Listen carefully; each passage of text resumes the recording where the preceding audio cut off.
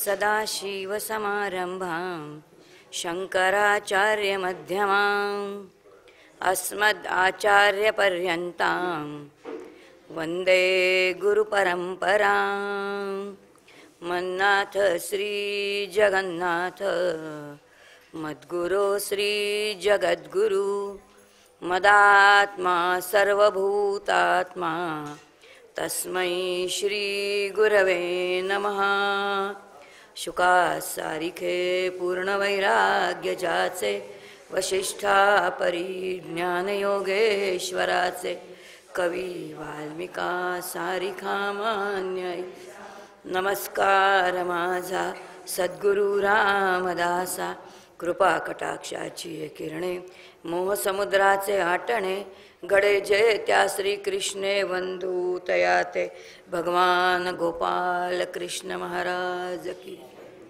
नमोस्तुते व्यास विशाल बुद्धे फुल्लारविंदयाय तपत्र नेत्र येन त्वया भारत तैलपूर्ण प्रज्वालितो ज्ञानमय प्रदीप्त वंशी विभूषित करान्नवनीरदाभात् पीतांबर नरुणबिंब फलाधरोष्टात् पूर्णेन्द्रसुन्दरमुखादरविन्द नेत्रात् कृष्णात् परं किमपि तत्त्वमहं न जाने।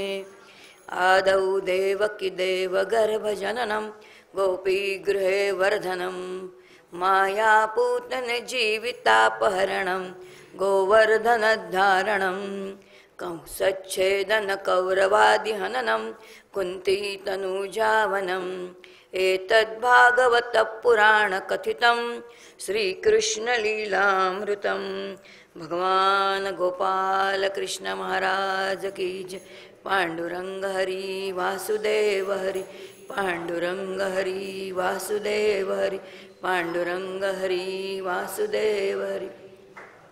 भगवान गोपाल कृष्णांच्या चरणी वंदन करते, पांडुरंगाला वंदन करते, समर्थांना वंदन करते, सद्गुरूंना वंदन करते, श्रोते तुम्ही जगदीश मूर्ती सगळ्यांच्या चरणी वंदन करते। आणि आजची कथा सुरू होण्याच्या आधी 2 मिनटं भगवान नामस्मरण करू। आज कृष्ण जन्म आहे आणि त्याच्या आधी रामजन्मही आहे, त्यामुळे 2 मिनटं रामाचं नाव घेऊ। जय जय राम जय रघुराम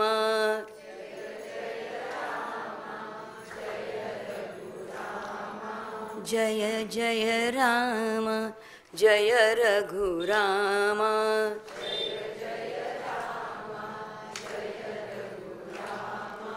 राम राम राम राम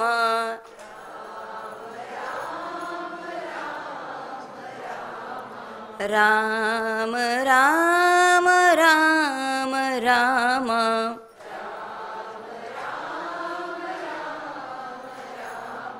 जय जय राम जय रघुराम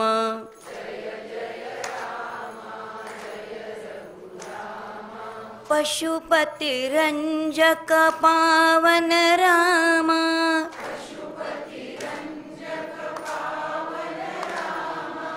पाप विमोचक तारक नाम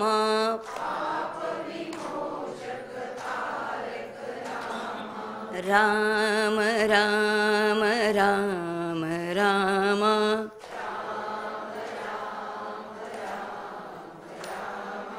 राम राम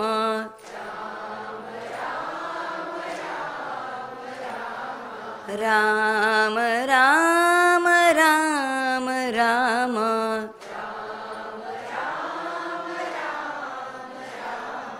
जय जय राम जय रघुराम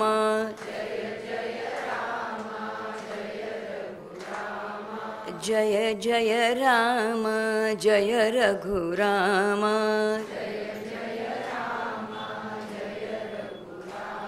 राजाधिराज प्रभु रामचंद्र महाराज की जय। भगवान गोपाल कृष्ण महाराज की जय। पांडुरंग हरि वासुदेव हरि पांडुरंग हरि वासुदेव हरि पांडुरंग हरी वासुदेव हरी. काल गजेंद्र मोक्ष बघितला. गजेंद्र मोक्षाच्या निमित्ताने महर्षी व्यास आपल्याला ध्यान प्रक्रिया सांगतात की ध्यान प्रक्रियेमधून रोज जी आपल्याला 7 कमळं दिलेली आहेत त्या 7 कमळांच्या साह्याने काय करायचं आहे तर भगवंताचं पूजन करायचं आहे. आणि असं पूजन जो कोणी करतो त्याचा साक्षात भगवंत पाठीराखा होतो. इतका आश्वासक दिलासा आपल्याला व्यासाने दिलाय. आणि यानंतर आता शुकमुनींनी परीक्षिताला पुढची कथा सांगायला सुरुवात केली. ते असं म्हणतात की अमरावतीवरती दैत्यांचं राज्य होतं आणि ते दैत्यांचं राज्य बघून माता अदिती जी आहे ती अत्यंत देवमाता असणारी ती खिन्न झाली.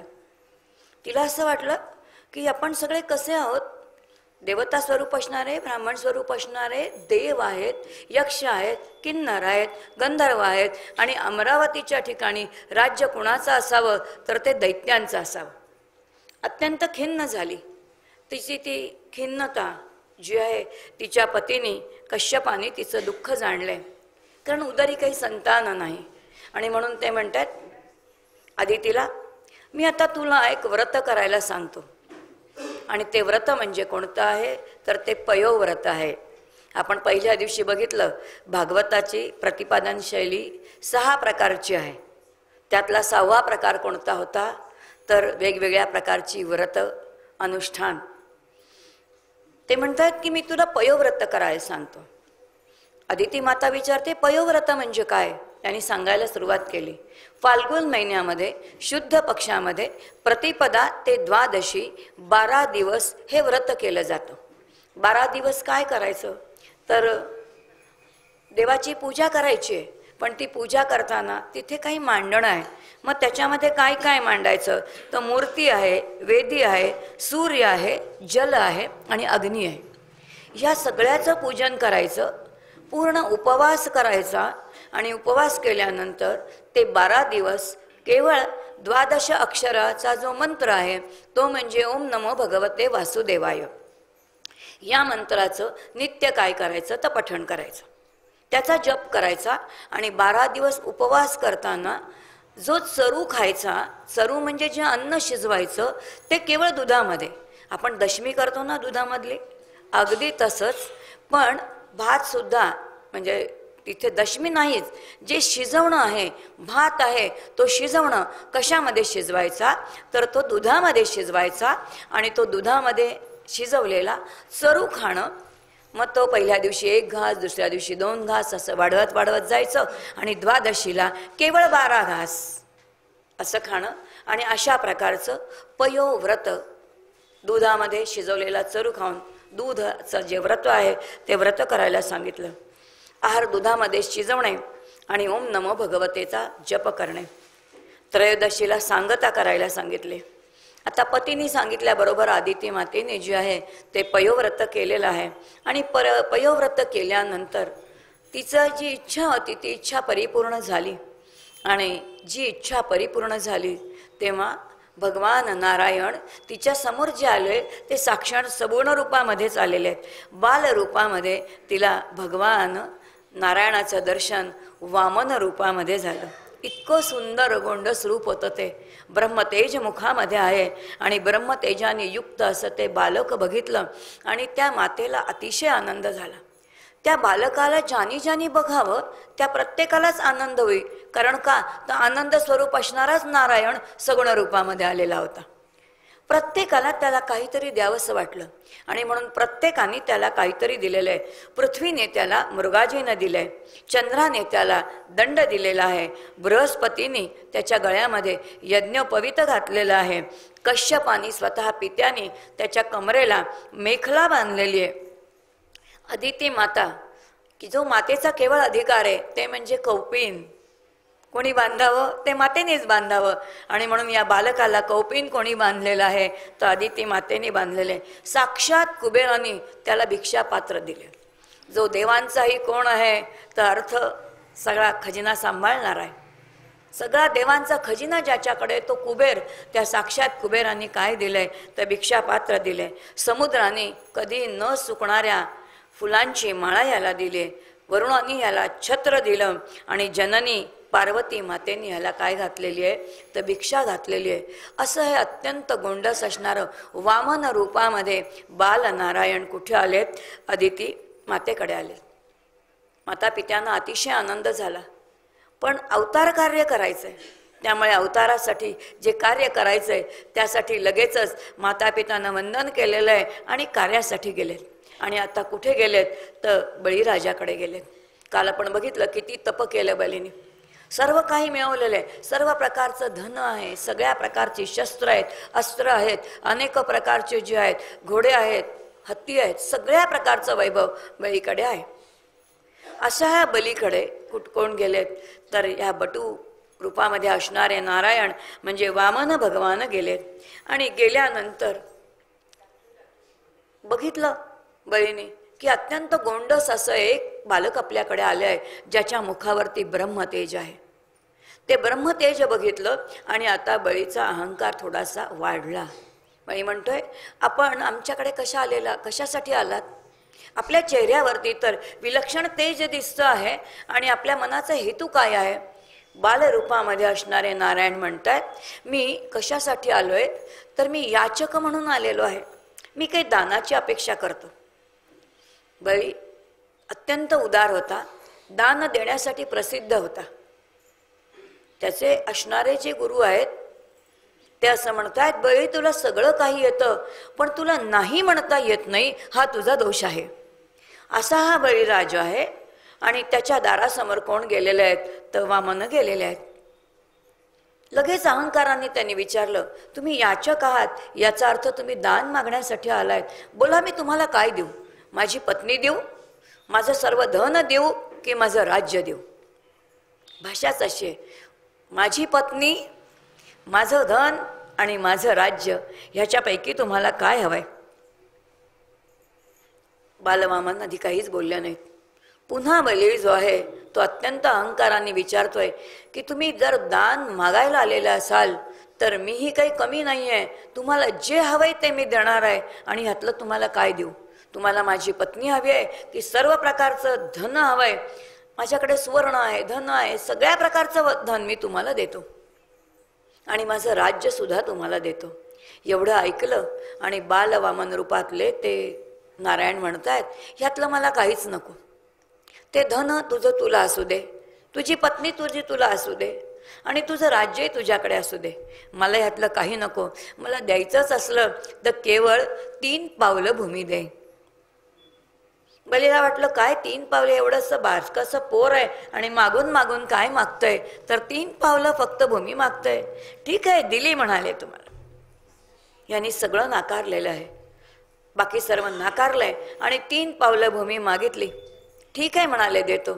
आणि आता नारायणाने आपलं पहिलं पाऊल टाकलं. जसं ते पहिलं पाऊल टाकलं तसं त्या पावलाचा आकार वाढायला लागला आणि इतका प्रचंड झाला की पहिल्या पावलाने संपूर्ण पृथ्वीच व्यापली गेली. दुसरं पाऊल टाकलं, त्या दुसऱ्या पावलाने संपूर्ण अंतरिक्ष, स्वर्गलोक, सगळंच्या सगळं जे आहे ते व्यापलं गेलं. आता तिसरं पाऊल ठेवायला जागाच नाही. लक्षात आलं बळीच्या की समोर असलेला जो कोणी बालक रूपामध्ये, बटू रूपामध्ये आहे तो कोणीतरी विलक्षण कोण असला पाहिजे. एक तर तो भगवंतच असला पाहिजे, त्याच्याकडे विलक्षण सामर्थ्य असलं पाहिजे. हा कोणी सामान्य याचक नाही. एवढं जाणण्या इतका बली चतुर आहे. आणि चतुर असणाऱ्या बळीला लक्षात आलं की आता देण्यासारखं काही शिल्लकच राहिलं नाही, कारण संपूर्ण भूमी, संपूर्ण पृथ्वीचं ज्याने एका पावलाने व्यापून टाकली, तिथे सर्वस्वच त्याचं गेलेलं होतं. त्याचं राज्य नाही, धन नाही, पत्नी नाही, पोरं नाहीत, बाळं नाहीत, सगळंच्या सगळं कोणाचं झालं होतं? बालबटूचं झालेलं होतं. आता त्याच्या लक्षात आलं आपल्याकडे काहीच नाहीत.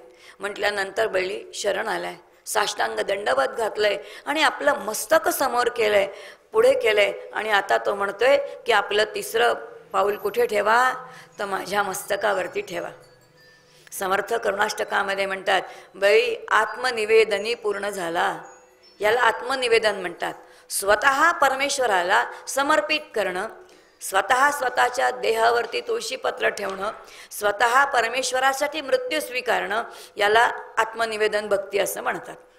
बलीने आपलं मस्तक जे आहे ते समोर ठेवलेलं आहे आणि आता वामन रूपातल्या त्या नारायणाने मस्तकावरती पाय ठेवला आणि पाय ठेवल्यानंतर त्याचं काही व्हायच्या आत बलीची पत्नी जी आहे तिचं नाव विंध्यावली आहे. ती इतकी चतुर आहे. तिने जाऊन काय केलंय तर या बालकाचे पाय धरलेत आणि ती म्हणते काही करा, सर्वस्व घ्या, पण माझं सौभाग्य मला परत द्या. आता सौभाग्य परत मागितलं असल्यामुळे तिला बलीला काय करावं लागलं तर सोडूनही द्यावं लागलं.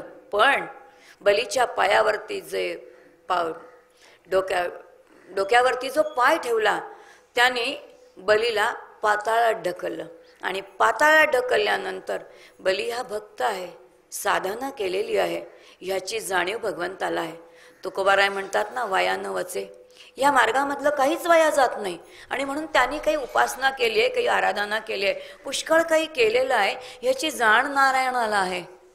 आणि म्हणून भगवंत स्वतः कोण झाले तर पाताळामध्ये जेव्हा बळी गेला तेव्हा त्याचे द्वारपाल साक्षात भगवंत काही काळ झाले. अशा तऱ्हेने बली कुठे गेलाय तर तो पाताळात गेला. ह्याच्याही मनामध्ये अत्यंत कपटी हेतू होता. आणि तो हेतू कोणता होता? बलीलाही काय करायचं होतं ते संपूर्ण ईश्वराचे नियम जे आहेत ते नियम बदलायचे होते. एवढंच नाही तर बलीला वेदांमधलं ज्ञान जे आहे ते ज्ञानाचं भंडारच नाहीसं करायचं होतं आणि शिक्षण पद्धती बदलून टाकायची होती. आश्रम ऋषीमुनींचे बंद करायचे होते कारण तिथे शुद्ध ज्ञान मिळत होते. तो जो अत्यंत कपटी हेतू होता त्याची शिक्षा म्हणजे काय आहे तर त्याला पाताळामध्ये जावं लागलं. आता तो पाताळामध्ये गेला, आपला तो विषय नाही, पण खूप छान ज्याने भागवताचा समग्र अभ्यास केलाय त्याच्यामध्ये लक्षात येतं की या ठिकाणी भगवंत त्याला म्हणतात की तुझ्या सर्व वैभवासकटच मी तुला कुठे ढकलतो तर पाताळामध्ये ढकलतो. बळी त्याच्या सर्व सामर्थ्यानिशी त्याच्या सर्व वैभवानिशी कुठे गेलेला आहे तर पाताळामध्ये गेलेला आहे. शंकरराव अभ्यंकर सुद्धा वाचस्पती जे आहेत, विद्या वाचस्पती, तेही भागवत सांगतात. ते भौगोलिक दृष्टिकोनातून सांगतात. ते म्हणतात आता जरा भूगोलाचा जो गोल आहे आपला पृथ्वीचा तो डोळ्यासमोर आणा आणि भारताच्या देशाच्या खाली कोणता देश असा आहे जो वैभवपूर्ण आहे तो जरा बघितला तर लक्षात येईल की ज्या बळीला त्याच्या सर्व सामर्थ्यानिशी पाताळामध्ये ढकललेला आहे तो पाताळामध्ये असणारा देश म्हणजे आत्ताचा सर्व वैभवानिशी असणारा, सर्व प्रकारचं सामर्थ्य असणारा तो म्हणजे अमेरिका देश. पूर्वी वैदिक भारत एक होता, नंतर त्याचे तुकडे झाले. काल आपण बघितलं एक खंड असणारा, मग त्याचे 5 खंड, आता त्याचे 7 खंड जे काही झाले. तो राष्ट्र कोणतं आहे तर ते अमेरिका आहे. ते लोक मान्य करणार नाहीत, पण भागवतामध्ये सांगून ठेवलेलं आहे की त्या बळीला सर्व सामर्थ्यानिशी काय केलेलं आहे तर पाताळामध्ये ढकललेले. ही कथा ऐकली, अतिशय आनंद झाला. आणि परीक्षित म्हणतोय सगळे अवतार सांगितलेत पण अजून मत्स्य अवतार जो पहिला होता तो नाही सांगितलात, तर तो ऐकण्याची माझी इच्छा आहे. एवढं ऐकल्यानंतर आता शुकमुनींनी मत्स्य अवतार सांगायला सुरुवात केली. शुकमुनी म्हणतायत द्रविड देशाचा राजा जो पांड्य, तो त्यानंतर द्रविड देशाचा दुसरा राजा झाला तो म्हणजे सत्यव्रत. हा नावाप्रमाणे सत्याचं आचरण करीत असे. हा राजर्षी होता, म्हणजे राजाही होता आणि ऋषीही होता. ऋषी याचा अर्थ ऋषींना असणारं ज्ञान. मुनी आणि ऋषींमध्ये फरक आहे. काही मुनी आहेत, काही ऋषी आहेत. जे मुनी आहेत ते एकांतामध्ये फक्त साधना करतात आणि आत्मस्वरूपामध्ये स्वानंदामध्ये रमतात. ऋषी जे आहेत ते एकांतामध्ये साधनाही करतात, ज्ञान मिळवतात आणि ते ज्ञान वाटण्याचं कार्य करतात. हा राजा आहे आणि ऋषी सुद्धा आहे. असा राजर्षी असणारा कोण आहे? सत्यव्रत आहे. एक दिवस त्यांनी काय केलं तर काही व्रत आचरलं आणि व्रत आचरणासाठी ह्याचं राज्य जिथे आहे तिथे एक नदी आहे. त्या नदीचं नाव आहे कृतमाला. या कृतमाला नदीमध्ये हा रोज सकाळी आंघोळ करायचा. त्या व्रतानुसार फक्त त्या कृतमाला नदीतलं काय करायचा, पाणी प्यायचा आणि तेवढा जलावरतीच तो राहायचा. असं व्रत करता करता जेव्हा तो नदीमध्ये आंघोळ करायचा आणि सूर्याला अर्घ्य द्यायचा, एक दिवस असं अर्घ्य देताना त्याच्या हातामध्ये एक मासोळी आली आणि ती मासोळी मनुष्यवाणीने बोलू लागली आणि ती त्या राजाला म्हणते, राजा काही कर पण मला पाण्यामध्ये सोडू नकोस. ह्याने काय केलंय तर तो आपल्या घरी घेऊन आलेला आहे. राजवाडा आहे, मोठ्या भांड्यात ठेवली, आकार वाढला, आणखीन मोठ्या भांड्यात ठेवली, आणखीन आकार वाढला, आणखीन मोठ्या भांड्यात ठेवली, आकार वाढला. प्रासादामध्ये तलाव होता, तलावामध्ये सोडलं, प्रचंड आणखीन आकार वाढला. राजाने जाणलं की भगवंताची काय आहे लीला आहे. आणि त्याच वेळेला मासोळी रूपामध्ये असणारे भगवंत त्याला म्हणतात, राजा तू माझं रक्षण केलं आहेस म्हणून आजपासून 7व्या दिवशी संपूर्ण ही पृथ्वी कशी होईल तर ती जलमय होईल. आणि आता पुन्हा विश्व निर्माण करायचं, त्यासाठी काय काय पाहिजे तर 7 प्रकारची धान्य पाहिजेत, 7 प्रकारचे सप्त ऋषी पाहिजेत आणि तू राजा असे सप्तर्षी म्हणजे 7 ऋषी आणि 7 प्रकारची धान्य आणि राजा स्वतः तुम्ही सगळे एका नौकेमध्ये बसा. ती नौका माझ्या नाकावरती जो शिंगाचा भाग आहे त्याला बांधून ठेवा आणि जेव्हा संपूर्ण पृथ्वी जलमय होईल, ते सगळं पाणी जेव्हा ओसरलं जाईल त्यावेळेला पुन्हा नवनिर्मिती होईल आणि पुढील कल्पामध्ये तू कोण होशील तर इंद्र होशील असं सांगितलेलं आहे. पृथ्वी बचावाचं कार्य भगवंतांनी केलं आणि आपण बघितलं की भगवंत लगेच कुठे निघून गेले तर ते वैकुंठामध्ये निघून गेले. अशी कथा सांगता सांगता शुकमुनी पुढची कथा सांगतात. ते असं म्हणतात, श्राद्धदेव नावाचा एक राजा होता, त्याचा पुत्र शर्याती होता. या शर्याती हा जो आहे हा गृहस्थाश्रमी आहे. गृहस्थाश्रमी असणाऱ्या या राजाला एक कन्या होती जिचं नाव होतं सुकन्या. नावाप्रमाणे अत्यंत सुकन्या अशी असणारी ती अतिशय दिसायला सुंदर होती, तरुणी होती. ही एक दिवस आपल्या सख्यांच्या सह कुठे गेली आहे, उपवनामध्ये गेली आहे आणि उपवनामध्ये गेल्यानंतर त्या काही क्रीडा करतात. क्रीडा करता करता तिचं सहज लक्ष एका वारुळावरती गेलं आणि वारुळावरती गेल्यानंतर कुतूहल म्हणून वारुळ कसं असतं पाहावं यासाठी ती वारुळाच्या जवळ गेली. वारुळाजवळ गेल्यानंतर तिला काहीतरी चमकताना दिसलं. काय चमकतंय असं तिला वाटलं आणि म्हणून तिने जवळचीच एक काडी घेतली आणि ज्या ज्या ठिकाणी काही चमकत होतं त्या ठिकाणी ती काडी टोचली. काडी ती खुपसली, टोचली. परिणाम असा झाला, तिला असं वाटलं की वारुळात काय चमकतंय म्हणून तिने बघितलं होतं, पण जिथे काडी टोचलेली होती तिथून आता रक्त व्हायला सुरुवात झाली. आता मात्र ती घाबरली.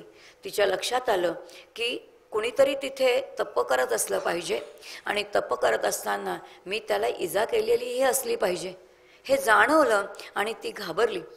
घाबरल्यानंतर ती कुठे गेली आहे तर आपला पिता जो आहे शर्याती ह्याला तिने जाऊन सत्य काय ते सांगितलं. आता राजाही घाबरला की आपल्या मुलीच्या हातनं कुणाची काही हत्या तर झाली का. राजा आपल्या लवाजमासह त्या उपवनामध्ये आलाय. ती सगळं वारुळ जे आहे वारुळाचं वरची माती बाजूला सारली. बघितलं तर आतमध्ये एक ऋषी तपस्वी असणारे तपाला बसलेले होते. ते ऋषी म्हणजे च्यवन भार्गव ऋषी होते, समाधीस्थ होते. आणि हिने ज्या काड्या टोचल्या त्या दोन्ही डोळ्यामध्ये गेल्या आणि ऋषींची दृष्टी गेली. अत्यंत पश्चाताप झाला. ही सुकन्या आपल्या पित्याला म्हणते, बाबा माझ्यामुळे यांना अंधत्व आलेलं आहे आणि जर अंधत्व आलं असेल तर ह्यांच्या त्या दुःखाला मी कारणीभूत आहे. आता याचं प्रायश्चित्त मला घेतलं पाहिजे, म्हणून तुम्ही असं करा, माझा विवाह या ऋषींच्या बरोबर लावून द्या, मी यांची मनापासून सेवा करेन. राजालाही ते पटलं. राजाला असं वाटलं कदाचित ऋषी क्रोधित झाले तर शाप देतील आणि ऋषींचा शाप कसं काय सहन करावा, त्यापेक्षा आपली कन्या जे म्हणते अगदी योग्य आहे. आणि या शर्याती राजाने आपल्या मुलीच्या इच्छेनुसार त्या सुकन्येचा विवाह जो आहे त्या च्यवन भार्गव ऋषींशी करून गेला. आता च्यवन भार्गव ऋषींचा जो आहे तो गृहस्थाश्रम सुरू झाला. गृहस्थाश्रम सुरू झाल्यानंतर अत्यंत मनपूर्वक तिने पतीची सेवा केली. पतिव्रता अशी असणारी ती, तिच्या मनामध्ये खंत आहे की माझ्यामुळे माझ्या पतीचे डोळे गेलेले आहेत. मनापासून ती आपल्या पतीची सेवा करते. काही कुरकुर नाही, काही नाही, अत्यंत शुद्ध अंतःकरणाने हिने सगळं केलं. बराच काळ गेला आणि बराच काळ गेल्यानंतर ऋषींच्याही लक्षात आलं की आपली पत्नी जरी क्षात्रकन्या असली तरी सुद्धा तिच्यामध्ये कोणता गुण आहे तर तो सत्वगुणच आहे. आणि सत्वगुणाने तिने अतिशय मनापासून काय केली आहे तर पतीची सेवा केली. परिणामी काय झालं, एक दिवस अश्विन कुमार आले आणि त्या अश्विन कुमार च्यवन भार्गव ऋषींना म्हणतात, मुने चला आपल्याला कुठे जायचंय, तर अमृतबिंदू सरोवरामध्ये जायचंय. अमृतबिंदू नावाचं एक सरोवर होतं. त्या सरोवरामध्ये या च्यवन भार्गव ऋषींना घेऊन गेलेत. कशासाठी, तर स्नानासाठी. अश्विन कुमार ही नेत्रांची देवता आहे. ती नेत्रांची असणारी देवता या च्यवन भार्गव ऋषींना त्या सरोवरामध्ये घेऊन गेले. तिथे स्नान केलं आणि लक्षात आलं की ऋषींची दृष्टी जी आहे, जी गेलेली होती, ती दृष्टी त्यांना परत मिळाली. दृष्टी तर परत मिळालीच, पण देह जो थोडासा कसा झाला होता, वृद्धत्वाकडे झुकलेला होता, तोही निघून गेला आणि यांचा देह अत्यंतिक कसा झाला, तर सतेज असा झाला. सतेज असा झालेले ते दृष्टी आलेली एक जणू काही वेगळं नवजीवनच त्यांना मिळालं. आणि यानंतर मात्र यांचं खऱ्या अर्थाने गृहस्थाश्रम सुरू झाला. सुकन्या अतिशय आनंदामध्ये नांदते. पण शेवटी पिता आहे, शर्यती राजाला वाटलं मनामध्ये की मी एका अंध ऋषींना माझी कन्या दिली आहे, तिला काम झेपत असेल का, तिने आजपर्यंत कधी काम केलं नाही, कधी सेवा केली नाही, ही काय करत असेल, हिचा संसार नीट चालला असेल की नाही, पाहण्यासाठी म्हणून राजा आला. बघतो तो काय, आपली कन्या कोणत्या तरी तरुणाबरोबर राहते, अतिशय आनंदामध्ये आहे. आणि हे सगळं बघितल्यानंतर राजाला वाटलं बहुतेक ही काय करते, ही कुलटा असली पाहिजे, हिने दुसऱ्या कोणाशी तरी संबंध ठेवला असला पाहिजे. आणि म्हणून पित्याने आपल्या कन्येची निर्भत्सना केली. पिता म्हणतोय की मला असं वाटलं होतं की तू चांगली असशील, पित्याचं नाव काढशील, पण तू जे काही वागतेस ते योग्य नाही. आणि पिता आपल्या मुलीला बोल लावत होता. आणि त्याच वेळेला च्यवन भार्गव ऋषींनी सत्य काय आहे ते सांगितलं. आणि आता मात्र शर्यती राजाला अतिशय आनंद झाला की आपली कन्या जी आहे, ज्याच्या घरी दिलेली आहे, ते खरेच ऋषी आहेत आणि सतेज देह, अत्यंत तरुण आहेत आणि दृष्टीही आलेली आहे. बघितल्यानंतर आनंद झाला. असा जो आहे ती त्या शर्यतीची कथा आहे. ही कथा सांगितली आणि मग त्यांनी म्हटलं या शर्यतीचा नातू जो आहे तो कोण आहे, तर तो रेवस आहे. ही कथा इथे कशासाठी येते, कारण याच रेवस राजाची कन्या, ती रेवती जी कोणाला दिलेली आहे, बलराम दादांना दिलेली आहे. साक्षात यादव कुळाशी जी आहे ते नातं या घराण्याशी जुळणार आहे. आणि म्हणून ही कथा येते भागवतामध्ये. हे ऐकलं आणि परीक्षित म्हणते खूप सुंदर कथा आहेत, त्या प्रत्येकामध्ये काहीतरी अर्थ आहे. तेव्हा मुने आता माझ्याकडे तर खूपच दिवस कमी आहेत, तेव्हा जेवढ्या कथा तुम्हाला सांगता येतील तेव्हा सांगा. आणि आता शुकोमुनींनी एक एक कथा सांगायला सुरुवात केली. शुकोमुनी म्हणतात श्राद्धनेव नावाचा जो मनू होता, एक दिवस त्याला शिंक आली आणि त्या शिंकामधून एक पुत्र निघाला, तोच इक्ष्वाकू. इक्ष्वाकू कुळ जे आहे ते रामाचं म्हटलेलं आहे. यांनी उत्तम राज्यकारभार केला आणि याच्या संपूर्ण कुळामध्ये एकापेक्षा एक असे उत्तमात उत्तम, अत्यंत पराक्रमी असे राजे झाले. त्याचा पुत्र असणारा शशा, शशादाचा पुत्र असणारा पुरंजन, पुरंजनाचा पुत्र असणारा नभग, नभगाचा नाभाग, असे एकापेक्षा उत्तम राजे या ठिकाणी निघाले. हा जो त्यातलाच त्यानंतरचा येणारा जो पुत्र आहे त्याचं नाव आहे युवश्वान. या युवश्वानाचाही विवाह झाला. ह्यानी ग्रस्ताश्रम स्वीकारला, पण ह्याच्याही उदरी काही संतानच नव्हतं. आणि तो उदरी संतान नाही म्हणून यांनी एक यज्ञ केला, तो म्हणजे पुत्रकाम इष्टी यज्ञ. तो पुत्रकाम इष्टी जेव्हा यज्ञ केला गेला तेव्हा तो पूर्ण यज्ञ पूर्ण झाला. आणि ज्यांनी त्या यज्ञाची जबाबदारी घेतली होती, ज्या ऋषींनी ते संपूर्ण कार्य केलं होतं, ते ऋषी तो यज्ञ करून थकले आणि म्हणून थोडी विश्रांती घ्यावी म्हणून जरा बाजूला झाले आणि ते ऋषी विश्रांती घेत होते. राजा त्या ठिकाणी आला. राजा आल्यानंतर त्याला खूप तहान लागली म्हणून आजूबाजूला कुठे जल दिसते का पाहिलं. एका पेल्यामध्ये जल दिसलं आणि राजाने ते सगळा पेला जो आहे ते पेल्यामध्ये ठेवलेलं पाणी त्यांनी ग्रहण केलं. राजा तो पाणी प्याला. ते जल कोणतं होतं, तर या युवश्वान राजाच्या पत्नीसाठी गर्भ राहावा म्हणून अभिमंत्रित केलेलं ते जल होतं. आणि ते जल आता कोणी ग्रहण केलं, राजाने ग्रहण केलं. त्या अभिमंत्रित जलाचा परिणाम जो व्हायचा तो झालाच. आता तो गर्भ त्या राजाच्या उदरात वाढायला लागला. 9 मास झाले, सगळं झालं, पण ज्या देहामध्ये बाहेर येण्याची सोयच नाही, काय करावं.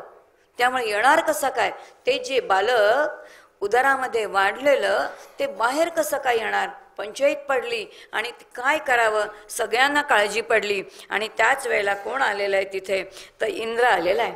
इंद्राने त्या युवश्वान राजाची कूस फाडली आणि कूस फाडल्यानंतर ते बालक बाहेर काढलं. हाही पुत्रच होता. आता प्रश्न पडला, ह्याच्या उदरभरणाची बालकाची सोय काय? कारण जिथे जन्म घेतलाय तिथे विधात्याने केलेली कोणतीच सोय नाही. मग त्याला दूध काय, कसं काय पाजावं? मग इंद्र म्हणतोय काळजी करू नका. इंद्राने आपली तर्जनी जी आहे ती तर्जनी त्याच्या मुखामध्ये सोडली आणि त्यातून साक्षात अमृताचं जे आहे ते सेवन त्याला करायला दिलं. आणि इंद्र म्हणतोय माम धाता. माम म्हणजे मला, धाता हा मलाच धारण करील, हा मलाच पिईल असा त्याचा अर्थ आहे. आणि मान धाता असं जो म्हणाला आणि त्यानंतर तो राजा त्याच नावाने प्रसिद्ध झाला, तो म्हणजे मानधाता राजा. अतिशय पराक्रमी असा असणारा, क्षात्र गुणांनी परिपूर्ण असा असणारा तो राजा यथावकाश हा मोठा झालाय. ह्याचाही विवाह झाला. ह्याच्या पत्नीचं नाव जे आहे ते बिंदुमती आहे. बिंदुमती आणि मानधाता या दोघांना 3 पुत्र झाले. 3ही पुत्र जे आहेत ते अतिशय सत्वगुणी आहेत. त्यातला पहिला जो आहे तो पुरुकुत्स आहे, दुसरा जो आहे तो अंबरीश आहे आणि तिसरे योगी मुचुकुंद आहेत. ज्या मुचुकुंदांचा उल्लेख आपल्याला भगवंताची लीला दशमस्कंदामध्ये पाहायला मिळतो. आता शुकमुनींनी अंबरीश जो राजा आहे त्या अंबरीशाची कथा सांगायला सुरुवात केली. अंबरीश हा अत्यंत पराक्रमी असणारा राजा. किती राज्य होतं, सप्तद्वीपाचं असणारं त्याचं ते राज्य. पण हे सगळं राज्य हा कसं मानत असे, तर ते स्वप्नवत मानत असे. स्वप्नवत याचा अर्थ गंधर्व नगरी. पहा बरं, आपल्याला सगळ्यांना स्वप्न पडतात आणि स्वप्न पडतात याचाच अर्थ त्याचा करता कोण आहे कधी आपण विचार करत नाही. मंदाताई म्हणतात, जो कोणी काही साधना करतो, जो कोणी काही भक्ती करतो, त्यांनी निदान एक तरी जाणून घ्यावं. माझ्या 3 अवस्थांविषयी जाणून घेतलं तरी सुद्धा पुष्कळ आहे. माझी सुषुप्ती म्हणजे काय ती जाणून घ्यावी. काल आपण त्याचा कारण देह म्हणजे काय तो बघितला. आणि आता लक्षात येईल स्वप्न नगरी म्हणजे काय आहे, तर ती गंधर्व नगरी आहे. ही गंधर्व नगरी जोपर्यंत दिसते ना तोपर्यंत ती सत्यच वाटते. आणि जोपर्यंत ती सत्य वाटते तोपर्यंत ते जे काही दिसतंय त्याचा भोगच जीवाला घडतो. हे रोजचा अनुभव असला तरी सुद्धा लक्षात येतं, प्रश्न पडतो, खरंच देव आहे काय, खरंच ब्रह्म असेल काय, खरंच भगवंत असेल काय, असे इतके प्रश्न आपल्याला पडतात. पण असं कधी लक्षात येत नाही की माझ्यासारखा क्षुद्र जीव ज्याचं काही सामर्थ्य नाही, जो स्वतःला जाणत नाही, दुसऱ्यांना जाणत नाही, असा अज्ञानी अविद्येने युक्त असणारा जीव सुद्धा स्वतःच्या सामर्थ्याने एक गंधर्व सृष्टी म्हणजे स्वप्नसृष्टी निर्माण करतो. या स्वप्नसृष्टी निर्माण करण्यासाठी त्याच्याकडे काय साधन आहे? हो, काही साधन नाही आहे, लक्षात घ्या. स्वप्नसृष्टीसाठी साधन काही नाही. असलंच तर गतजन्मीच्या वासना आहेत, याशिवाय दुसरं साधन नाही. काही साधन नसताना यत्किंचित असणारा हा जीव एक गंधर्व सृष्टी निर्माण करू शकतो, तर त्याच्या एका संकल्पाने हे विश्व निर्माण होणार नाही काय? थोडा तरी विचार केला तरी लक्षात येईल की त्याचा बस एक संकल्प असा आहे की विश्वाची निर्मिती आहे. अशी ही स्वप्नसृष्टी हा काय मानत असे? हे सगळं राज्य जे आहे ते सगळं राज्य स्वप्नवत आहे, गंधर्व नगरीच आहे असं तो मानत असे. अत्यंत हा श्रीकृष्णाचा परमभक्त होता. आत्मानंदात डुंबलेला तो. एक दिवस त्याने आपल्या पत्नीला सांगितलं की आपण उभयता काय करूया, एकादशीचं व्रत करूया.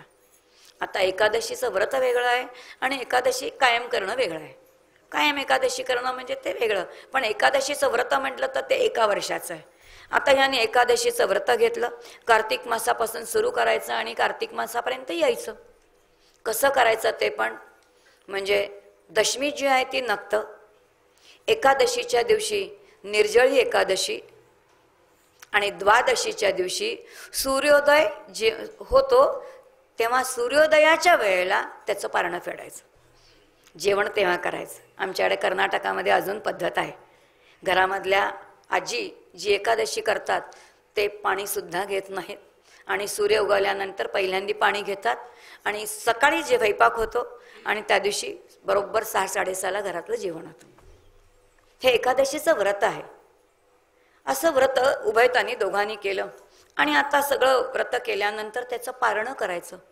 आता पारणं करायचं म्हटल्यानंतर राजाच्या वाटलं की मी कृष्ण भक्त आहे आणि म्हणून हे पारणं कुठे करावं, मधुवनामध्ये याचं पारणं करावं आणि भगवंताचं श्रीकृष्णाचं पूजन करावं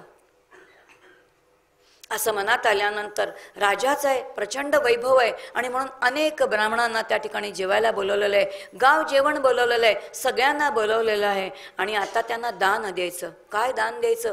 गायी दान द्यायच्या. कशा गायी दान दिल्यात त्यांनी? गायींची शिंग सुवर्णाने मढवलेली आहेत, गायींच्या पाठीवरती रेशमाचं वस्त्र घातलेलं आहे आणि रेशमा वस्त्राच्या सह शिंग सुवर्णाने मढवून अशा गायी त्यांनी दान दिल्यात. संपूर्ण दान दिलं गेलं, सगळं झालं आणि आता एकादशीचं पारणाचं जे आहे ते एकादशी सोडायची. द्वादशीला वर्षभर या पती पत्नीने उपवास केले. पुन्हा कार्तिक मास आला आणि कार्तिक महिन्याच्या शुद्ध एकादशीला आता काय करायचं तर पारणं करायचं आणि फेडण्यासाठी श्रीकृष्णाला बोलवलं, त्याचं पूजन केलं आणि अनेक ब्राह्मणांना बोलवलं, गाव जेवण बोलवलं, पंक्ती तयार केल्या आणि आता जेवायला वाढणार. त्याच वेळेला तिथे कोणाचं आगमन झालंय तर दुर्वास ऋषींचं झालं. बरं, दुर्वास जेव्हा येतात तेव्हा एकटे येतच नाही, तो सगळ्या त्यांच्या शिष्यासहच येतात. अतिशय आनंद अमरीश राजाला झाला. राजा म्हणते, मुनी आपण आलात, खूप आनंद झालाय, आज पारणं आहे, जेवायला बसा. दुर्वास म्हणतायत, मी काय करतो, मी जरा नदीवर जाऊन स्नान करून येतो. मी माझ्या शिष्यांसह जातो, नदीवर जातो आणि स्नान करून येतो असं सांगितलं. ठीक आहे म्हणाले. दुर्वास नदीवरती गेले, स्नानासाठी गेले. बराच काळ झाला तरी काही आले नाहीत. त्यावेळेला ब्राह्मण म्हणतायत, ज्यांनी संपूर्ण ते पारण्याची जबाबदारी घेतली होती की जर मुहूर्त टळला तर ते व्रत पुन्हा वर्षभर करायला लागेल, त्यापेक्षा राजा काय घे, 3 पळी तीर्थ घे, ब्राह्मणांचं भोजन चालू कर आणि दुर्वास आणि त्यांच्या शिष्यासाठी नवीन स्वयंपाकाची सिद्धी करा असं सांगितल्यानुसार राजाला पटलं. राजाने 3 पळी पाणी जे आहे ते घेतलेलं आहे आणि सगळ्या ब्राह्मणांना भोजनाची आज्ञा केली. दुर्वास आणि त्यांच्या शिष्यासाठी नव्याने पाकसिद्धी सुरू झाली. पण दुर्वास ऋषी जेव्हा परत आले तेव्हा मात्र त्यांनी एवढंच बघितलं की राजाने पळीभर पाणी घेतलेलं आहे, याचा अर्थ यांनी भोजन केलेलं आहे आणि सगळे ब्राह्मण जेवायला बसलेले.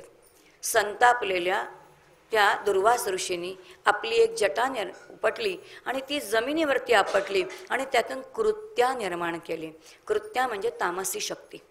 ही कृत्या निर्माण केली आणि कशासाठी केली तर ह्याला जाळण्यासाठी म्हणून. पण ज्या वेळेला तो दुष्ट हेतू कळला त्यावेळेला भक्ताचं रक्षण करणं हे भगवंताचं ब्रीद आहे आणि हे कळल्याबरोबर श्रीकृष्णाने काय केलं तर आपलं चक्र जे आहे ते तिथे पाठवलं आणि परिणामी ती कृत्या जी आहे ती अमरीशाला तर तिने जाळलं नाहीच, पण ती कृत्यात जळून गेली आणि आता ते चक्र कोणाच्या मागे लागलं तर दुर्वासांच्या मागे लागलं. त्या चक्रापासून सुटका व्हावी म्हणून दुर्वास पळतायत. जितके दुर्वास पळतायत तितकं ते चक्र त्यांच्या मागे मागे यायला लागलं. लक्षात आलं की आता या चक्रापासून माझी सुटका नाही, हे माझा प्राणच घेऊन जाणार, आता ह्या चक्रामुळे माझा देह जाणार. घाबरलेले ते कुठे गेलेत, ब्रह्मदेवाकडे गेलेत आणि ब्रह्मदेवाला म्हणतायत मला वाचवा. ब्रह्मदेव म्हणतायत मी का स्वतंत्र आहे, मी तर नारायणाच्या अधीन आहे आणि हे चक्र कोणाचं आहे तर ते नारायणाचं आहे आणि त्यामुळे इथे माझं काहीच चालणार नाही. पुन्हा दुर्वास पळायला लागले, चक्र त्यांच्या मागे धावतंय. हे पळता पळता भुई त्यांना थोडी झाली. आता ते आले कोणाकडे तर शिवशंकरांकडे आले. त्यांना म्हणतायत की काय करा, माझ्या या चक्रापासून सुटका करा. शिवशंकर म्हणतायत मी स्वतः कसा आहे नारायणाच्या चक्रापुढे, मी पण दुर्बल आहे, तेव्हा तू असं कर, तू विष्णूंकडे जा, तेव्हा तेच काहीतरी मार्ग काढतील. आता इलाजच नव्हता आणि म्हणून दुर्वास कुठे गेलेत तर ते विष्णूंकडे गेलेत आणि ते म्हणतायत साष्टांग दंडवत घातले की मी तुम्हाला शरण आलोय, काही करा, या चक्रापासून माझी सुटका करा. विष्णूंनी सांगितलं आता ते माझ्याही हातात राहिलं नाही. हे ज्या भक्तासाठी सोडलेलं आहे त्याला शरण गेल्याशिवाय इलाज नाही. आता मात्र दुर्वासांना कोणाकडे जाणं भाग होतं? अंबरीश राजाकडेच जाणं भाग होतं. देहावरची असणारी प्रीती आणि त्यामुळे त्यांना तिकडे जावं लागलं. अत्यंत खजील मनाने कुठे गेले दुर्वास? तर त्या अंबरीश राजाकडे गेले. हे होईपर्यंत किती काळ गेलेला होता? 1 संवत्सर काळ गेला. त्या संवत्सर काळापर्यंत अंबरीश राजा आणि त्याची पत्नी दोघांनीही उपवास केलेला आहे. त्यांनी भोजन केलेलं नाही. रोज सकाळी स्वयंपाकाची सिद्धी करावी, दुर्वास ऋषी आणि त्यांचे शिष्य येतील म्हणून वाट पाहावी. तिन्ही सांजाच्या वेळेला ते आले नाहीत तर ते सगळं अन्न जे आहे ते अन्न काय करावं? त्याचं गोरगरिबांना वाटून द्यावं, अन्नछत्रामध्ये ते वाटून द्यावं. आणि पती पत्नीने केवळ काय करावं? 3 पळ्या पाणी प्यावं आणि निजावं. पूर्णपणे उपवास केला. कारण का? तर दारामध्ये आलेला अतिथी विन्मुख गेला. विन्मुख दारातून गेलेला अतिथी कसा आहे ते योग्य नाही. आणि वर्षांनी जेव्हा ते आले तेव्हा अमरीशाला अतिशय आनंद झाला. आता मात्र अमरीशाने पाद्यपूजन केले, सगळं केले. दुर्वासही अत्यंत खजील झाले. चक्र जे आहे ते शांत झालं. आणि त्यानंतर 1 वर्षानंतर दुर्वासांनी जेव्हा भोजन केलं त्यानंतर या अंबरीश राजाने आणि त्यांच्या पत्नीने जे आहे ते संपूर्ण काय केलं? तर आपला उपवासाचं पारणं फेडलं. ही कथा कशासाठी ऐकायची? तर धन्य ती अतिथी निष्ठा. माझ्या दारातून जर एखादा अतिथी विन्मुख गेला असेल तर त्याच्या मनामध्ये आलेला विचार माझा संसार उद्ध्वस्त करू शकतो. आणि म्हणून दारातून आलेला अतिथी कधीही विन्मुख जाता कामा नये. काहीतरी देणं आहे, जे काही आहे ते. शंकराचार्यांच्या एका रचनेमध्ये आहे, अत्यंत दरिद्री असणारी ती, काही कधी आयुष्यभर दान न केलेली बाई, पण दारात जेव्हा अतिथी आला आयुष्यभर दान नाही केलं, आयुष्यभर दान नाही केलं, अत्यंत वाईट वागली. पण जेव्हा खराच पश्चाताप झाला त्यावेळेला घरात काहीच नाही तर सुकलेला आवळा दिला. हो, त्याच्यातून कनकधारा स्तोत्र आचार्यांनी निर्माण केलं. सुकलेला आवळा.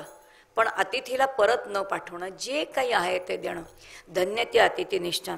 आणि राजा जाणून घे, अंबरीश म्हणजे काय? अंबर म्हणजे आकाश. आकाश जितकं व्यापक आहे ना तितकंच ईश तत्व सुद्धा व्यापक आहे. म्हणून आकाशा इतकं ईश्वर तत्व व्यापक आहे असं ज्यांनी नित्य जाणलेलं आहे आणि असं नित्य जाणून जो काही आपला प्रपंच करतोय, जो कर्तव्याचं आचरण करतोय, तो प्रत्येक जीवच कसा आहे तर तो अंबरीश आहे. बरं, याचा अर्थ कर्तव्याचरण करणारा संपूर्ण विश्वामध्ये ईशतत्व भरून राहिलेलं आहे. ईशावास्य उपनिषदाचा श्लोक आठवेल. ईशावास्यमिदं सर्वं यत्किंचित् जगत्यां जगत तेन त्यक्तेन भुंजिता मा गृध कस्यच विद्यानम. संपूर्ण हे विश्व जे आहे ते ईशतत्वानीच झाकलेलं आहे. सर्वत्र ईश्वर आहे असा ज्याच्या बुद्धीचा निर्णय आहे तो कोण आहे तर तोही अंबरीशच आहे असं सांगितलेलं आहे. आणि मग त्यानंतर पुढची कथा सांगायला सुरुवात केली. तरी म्हणजे याच युवश्वानाच्या वंशामध्ये सत्यव्रत राजा नावाचा एक राजा होता. त्याच्या हातून 3 पापं घडली आणि ती 3 पापं घडली त्यामुळे त्याचे वडील असणारे त्रिबंधी यांनी का आणि गुरु यांनी काय त्याला शाप दिला तर तू कशा होशील तर तू चांडाळ होशील.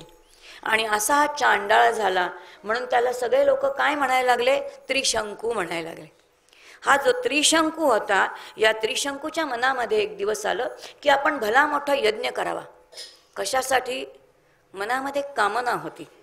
कामना होती ती कोणती? की मी सदेह वैकुंठात जावं, सदेह वैकुंठात जावं. या कामनेने एक यज्ञ करावा असं मनात आलं. आणि म्हणून यांनी निरोप कोणाला पाठवला तर वशिष्ठ ऋषींना निरोप पाठवला. वशिष्ठ ऋषींना जेव्हा हे प्रयोजन कळलं तेव्हा वशिष्ठ गेलेच नाहीत, कारण जिथे सकामता आहे तिथे वशिष्ठ नाहीत. वशिष्ठांनी निरोप पाठवला की मी आता एक यज्ञ करतोय, तो झाला की मी परत येईन. हा त्याला अपमान वाटला आणि लगेच त्यांनी काय केलं असेल तर नाही वशिष्ठ, आपण म्हणतो ना येत नसतं गेला आवडत. अशाच वृत्तीमधून यांनी कोणाला बोलवलं तर विश्वामित्रांना बोलवलं. का? कारण सगळ्यांना माहिती आहे वशिष्ठ आणि विश्वामित्र यांच्यामध्ये मतभेद आहेत. हे मतभेद जाणले आणि ह्यांनी कोणाला बोलवलं? विश्वामित्रांना बोलवलं आणि विश्वामित्रांना पुरोहित म्हणून नेमलं आणि तो यज्ञ करून घेतला. आणि यज्ञ करून घेताना आता संकल्पाच्या वेळेला विचारलं. काय विचारलं? तर सदेह वैकुंठात जायचंय. संकल्प केला, पण संकल्प केला तरी सुद्धा सदेह वैकुंठात कसे जाणार? ते शक्यच नाही. आणि याला सदैव वैकुंठात काही जाता येणार नाही. म्हणून विश्वामित्रांचं सामर्थ्य इतकं, नवीन सृष्टी निर्माण केली. आणि नवीन सृष्टीमध्ये आता मी त्याला कुठे पाठवतो म्हणाले? तर मी त्याला स्वर्गामध्ये सदैव पाठवतो. एवढं जरी केलं तरी सुद्धा ते शक्य झालं नाही. विश्वामित्रांनी आपल्या सामर्थ्याने याला वरती ढकलावं, तर वरती स्वर्गामध्ये असलेल्या देवतांनी याला खाली ढकलावं. म्हणून वरतून कधी खाली ढकलला जाई, खालून वरती ढकलला जाई, असं इतके वेळा झालं. आता मात्र या त्या त्रिशंकूच्या लक्षात आलं की विश्वामित्रांचं हे सामर्थ्य नाही. यांच्या सामर्थ्याने मी सदैव वैकुंठाला जाणार नाही. कारण सदैव वैकुंठाला जाण्यासाठी एक वेगळी मनोभूमिका आहे, एक वेगळं जीवन आहे. तुकोबाराय गेले हो, बाकी सगळे कसे काय जातील? धर्मराज सुद्धा गेला नाही, कारण आयुष्यामध्ये एकदा तरी असत्य बोलला, नरोवा कुंजरोवा म्हणून. शरीराचा एक भाग काढूनच द्यावा लागला ना त्याला. तो शरीराचा भाग काढून घेऊन नंतर तो स्वर्गामध्ये गेला. तोपर्यंत तो जाऊ नाही शकला. आणि आता तो स्वतःच गयावया करायला लागला आणि विश्वामित्रांना म्हणतोय, हा नाद सोडून द्या, आता मला सदैव काही वैकुंठाला जाता येणार नाही. आता मला स्वर्ग नको, काही नको. एवढं ऐकल्यानंतर मात्र आता विश्वामित्रांचा नाईलाज झाला. विश्वामित्र आपल्या ठिकाणी जे आहेत ते निघून गेलेले आहेत. आणि मग विश्वामित्रांचं हे सामर्थ्य म्हणून काय झालं असेल तर विश्वामित्रांच्या तपस्येचं सामर्थ्य म्हणून काही शब्द आपल्या प्राकृत भाषेमध्ये आले. ते प्रत्येक भाषेमध्ये असतील, आपल्याला माहिती नाहीत काय आहेत ते, पण प्रत्येक प्राकृत भाषेमध्ये असे काही शब्द आहेत की जे निरर्थक आहेत, पण निरर्थक असले तरी आपण ते वापरतो. मराठी भाषेमध्ये बनी सुरू होणारे जे निरर्थक शब्द आहेत ते विश्वामित्राच्या तपस्येची खूण म्हणून वापरले जातात. आपण म्हणतो ना, जेवण बिवण झालं की नाही, झोप बीप झाली की नाही, भात बीत खाल्ला की नाही, त्या बीतला काय अर्थ आहे? काही अर्थ नाही. पण हे बनी होणारे निरर्थक शब्द ही काय आहे? तर विश्वामित्रांच्या त्या तपस्येचं ते सामर्थ्य आहे. आणि म्हणून असे शब्द आपल्या भाषेमध्ये आलेले आहेत असं सांगितलेले. याच त्रिशंकूचा मुलगा कोण आहे? तर तो हरिश्चंद्र आहे. या हरिश्चंद्राचा विवाह तारामतीशी झाला. आता आपल्याला माहीत असणारं हरिश्चंद्राचं आख्यान इकडे अजिबात नाही. भागवतामध्ये त्या आख्यानाचा काही संबंध नाही. ही कथाच मुळात वेगळी आहे, अत्यंत एक वेगळी आणि वेगळं काहीतरी शिकवणारी कथा आहे. या हरिश्चंद्राचा विवाह जो आहे तो तारामतीशी झाला. या तारामती आणि हरिश्चंद्रांचा गृहस्थाश्रम चालू झाला. पण ह्यांच्याही उदरी काही अपत्य नाही, संतान नाही. आणि संतान नाही म्हटल्यानंतर एक दिवस हरिश्चंद्राने एक काय मागितलं तर देवाकडे नवस केला. काय नवस केला? जर मला मुलगा झाला तर, काय मागितलंय? मुलगा मागितलाय. मला पुत्र व्हावा असं मागणं मागितलंय. आणि नवस केलाय, जर मला मुलगा झाला तर मी यज्ञ करीन आणि त्या यज्ञामध्ये माझ्या पुत्राचं शिर हवनामध्ये घालीन. आता पुत्र तर मागायचं आणि त्याचं शिर कापायचं आणि त्या हवनामध्ये घालायचं, असं नवस करावा का? आधी असा नवसच करू नये. पण इथे विवेक नाही, लक्षात घ्या. अत्यंत केलेलं जे आहे ते मागणं आहे. देवाकडे काय मागावं, कसं मागावं ते तरी डोळसपणाने मागावं, तेही कळत नाहीये. आणि अशा प्रकाराने यांनी मागितलेलं आहे. आणि आता ते मागणं झालेल्यामुळे नवस झालेलं आहे आणि त्याप्रमाणे याला पुत्र झाला. या पुत्राचं नाव त्यांनी रोहित असं ठेवलं. आता रोहित हळूहळू वाढायला लागला. काही दिवस गेले की ज्याच्याकडे मागितलं होतं तो वरुण होता. वरुणाची आराधना केली होती. वरुणाच्या कृपेने ह्याला पुत्र झालेला होता. आणि 2-4 वर्ष झाले की वरुण यायचा, आठवण करून द्यायचा. तुझ्या नवसाची आठवण आहे ना तुला? प्रत्येक वेळेला राजा म्हणायचं, नाही हो अजून बाळ लहान आहे, नाही हो अजून छोटा आहे, मग तो थोडा मोठा होऊ दे, मग त्याचं मौंजीबंधन होऊ दे, उपनयन संस्कार होऊ दे, मग तो शिक्षण करू दे. असं करता करता हा मुलगा वाढायला लागला. हा मुलगा तरुण झाला. प्रत्येक वेळेला वरुणाने यावं, पुत्राची मागणी करावी. पण राजा इतका त्या पुत्रप्रेमामध्ये अडकलेला होता, इतका मोहामध्ये अडकलेला होता की आपल्या पुत्राला काही द्यायला तो कबूल नाही. कारण आता पश्चाताप होत होता की असलं काही मागणं, असं काही नवस करायचाच नाही. पण करून झालेला होता, आता पश्चाताप वाटत होता, पण त्याला काही इलाज नव्हता. आणि जेव्हा काहीच इलाज नाही तेव्हा चालढकल करायला लागला. जसा रोहित मोठा झाला त्याच्या लक्षात आलं आपल्याकडे कुणीतरी येतंय आणि कुणीतरी येतंय आणि त्याला वडील काहीतरी बोलवतात आणि परतही पाठवतात. हे बघितल्यानंतर एक दिवस यांनी आपल्या पित्याला विचारलं की हा कोण माणूस येणार आहे, हा कशासाठी येतो. तेव्हा राजाने सांगितलं हा साक्षात वरुण आहे, हा तुझे प्राण घ्यायला येतो. आता माझे प्राण घ्यायला वरुण येतो एवढं ऐकलं आणि आता रोहिताला वाटतंय की मी आता वरुणालाच जाऊन काय करतो तो ठारच करतो. वरुणाचं सामर्थ्य काय आहे हे तरुण पोर काय जाणणार. गमतीने काका म्हणतात ना, तारुण्य असलं की लाथ मारून तिथे पाणी काढीन असं वाटतंच, पण ते किती लाथा मारल्या तरी पाणी निघत नाही, शक्य नाही. कारण त्याचं सामर्थ्य आणि ह्याचं सामर्थ्यामध्ये जमीन आसमांतराचा असणारा फरक. हा गेलाय वरुणाच्या इथे आणि वरुणाशी जेव्हा युद्धच करायला गेला त्यावेळेला वरुणाने शापच दिला की जलोदर होईल. हे सगळं बघितल्यानंतर आता मात्र विश्वामित्र मध्ये आले आणि मग विश्वामित्रांनी काय केलंय, विश्वामित्र म्हणतायत राजा असं काही करू नकोस, पहिल्यांदी काय कर तो वरुणाला प्रसन्न करून घे. राजाने आता वरुणाला प्रसन्न करून घेतलंय आणि मग ते राजा म्हणतोय इतके दिवस का केलं नाही, नवस पूर्ण का केला नाही, कारण पुत्र प्रेमामध्ये अडकलेला होता. आणि आता हरिश्चंद्र म्हणतोय की नाही मी यज्ञ करतो आणि माझ्या पुत्राचं काय करतो तर शिर त्याच्यामध्ये घालतो.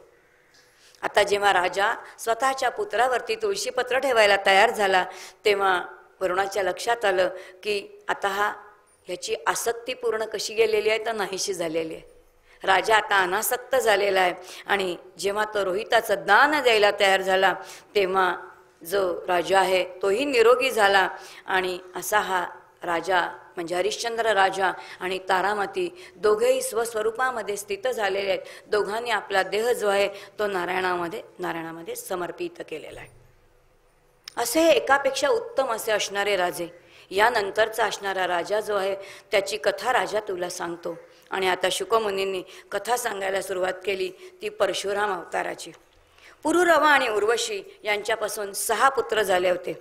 त्यांच्या 10व्या पिढीमध्ये गाधी नावाचा एक राजा होता. या गाधी राजाला सत्यवती नावाची एक कन्या होती. ही सत्यवती सुद्धा एक दिवस अत्यंत तरुण सुंदर असणारी ती आपल्या सख्यांच्या सह उपनगरामध्ये गेली आहे. उपवनामध्ये जेव्हा गेली तेव्हा एक मोठा डेरेदार वृक्ष होता आणि त्या वृक्षाच्या खाली एक साधू ऋषी ध्यानस्थ बसलेले होते. त्या ऋषींच्या मुखावरचं ब्रह्मतेज बघितलं आणि हिच्या मनामध्ये आलं की आपण या ऋषींशी विवाह करावा. एवढं आल्यानंतर ती जी सत्यवती आहे ती घरी आली आहे. तिने आपल्या पित्याला सांगितलं की असे असे ऋषी त्या उपवनामध्ये बसलेले आहेत आणि माझी इच्छा माझ्या मनामध्ये असं वाटतंय की आपण माझा विवाह त्यांच्याशी करून द्यावा. राजाला वाटलं जर माझी कन्या बोलत असेल की जर ऋषींच्या मुखावरती ब्रह्मतेज आहे तर तसं ते असतीलही. म्हणून हा गाधी राजा जो आहे तो कुठे आलाय त्या ऋषींच्याकडे आलाय. ऋषींकडे आल्यानंतर त्यांनी विचारलं की आपण कोण आहात. त्यांनी परिचय दिला मी रुचिक आहे. ते रुचिक ऋषी होते.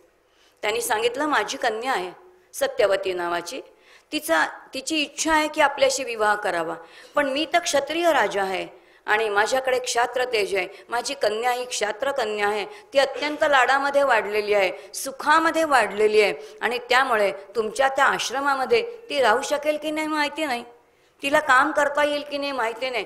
त्यामुळे ब्रह्मतेज काय असतं, मी असं ऐकलेलं आहे की ब्रह्मतेज जिथे आहे तिथे सर्व वैभव आहे. जर तुम्ही खरे ब्रह्मतेजाने युक्त असाल तर मी एक अट घालतो, ती तुम्ही पूर्ण करा आणि ती जर तुम्ही पूर्ण केली तर मी माझी कन्या तुम्हाला देईन. रुचिक ऋषींना प्रश्न पडला काय करावं. ठीक आहे सांग बाबा तुझी अट काय आहे.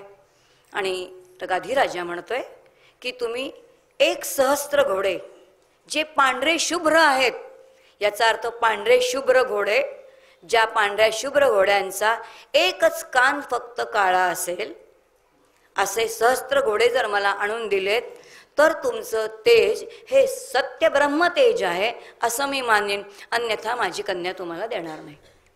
आता रुचिक ऋषींना प्रश्न पडला, 1,000 घोडे, अहो एक घोडा आणणं अवघड आहे, आणि त्यात 1,000 घोडे आणायचे, ते सुद्धा पांढरे शुभ्र, आणि नुसते पांढरे शुभ्र नाही, ज्याचा एक कान कसा असला पाहिजे तर काळा असला पाहिजे.